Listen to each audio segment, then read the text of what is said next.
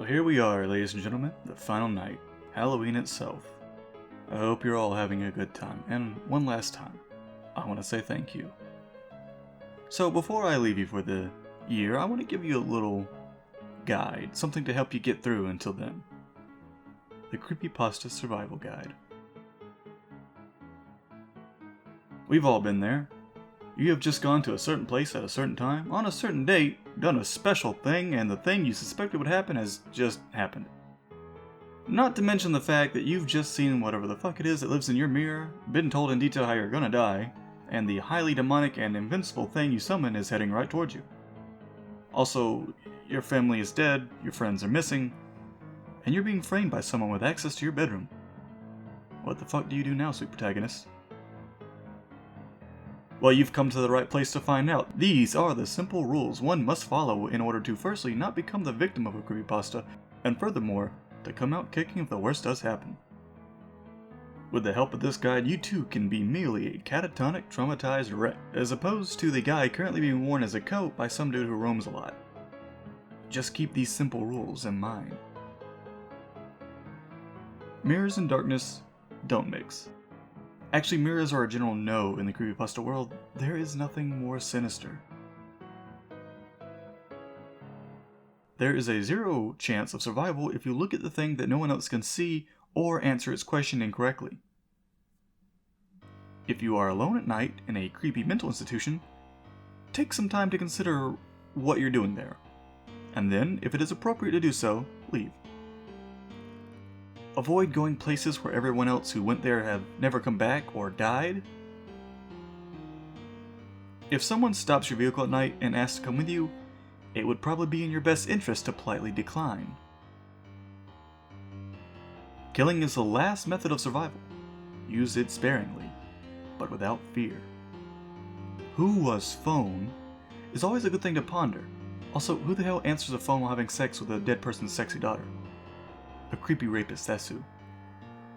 Get a simple .38 revolver. Load it with 2 silver bullets. If you feel there is no way you're going to come out of this alive, then take a shot at whatever's threatening you. If this doesn't work, well, you still have one last shot to become a hero with.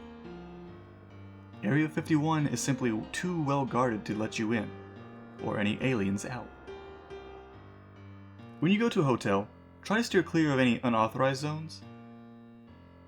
If you couldn't resist but you saw a red thing, take some time to consider the price range and hotel standard on your next visit. Have you ever stayed at a haunted Hilton?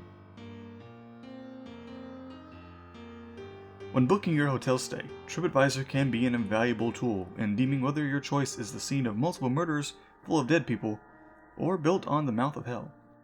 Local newspapers can also be helpful.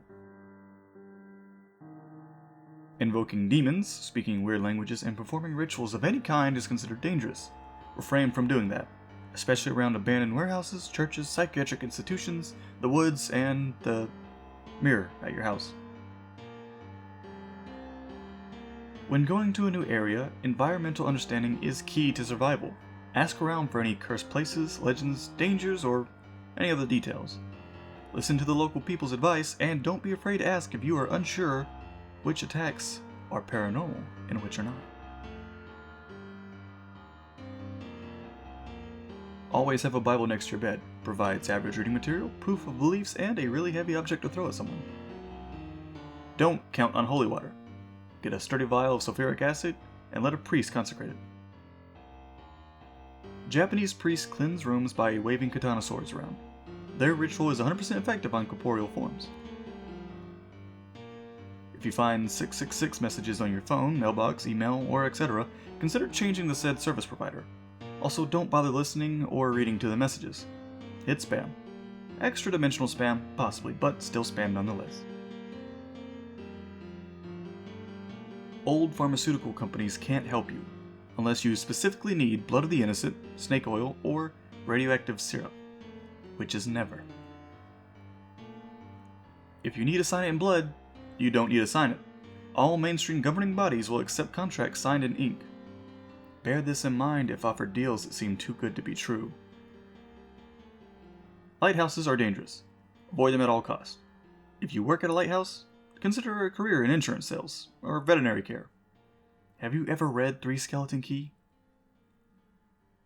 there is simply no reason to listen to music that causes suicidal tendencies, or to watch films that have the same disastrous consequences.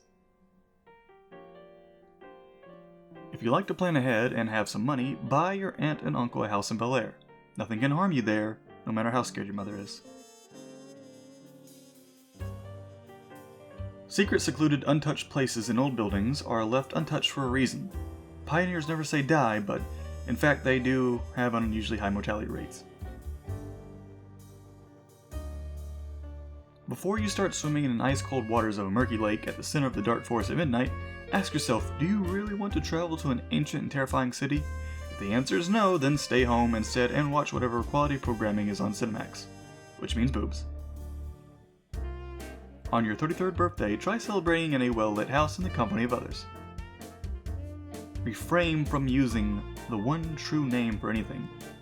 There's probably a good reason people give it a nick. Watching TV static for long periods may be hazardous to your health.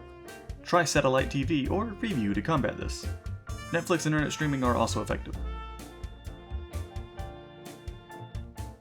Get a cat. Those furry little hairballs seem to perceive unnatural phenomenon better than us. And, if desperate, simply throw it at whatever's about to get you. Well, I think that'll do it for now. That's a little bit for you, but next year, I'll have some more. Also, congratulations to Mia Mina, Boxy, and Murder Addicted, and also Silva, for winning the raffle. Thanks for everyone else who played. Good night, everyone.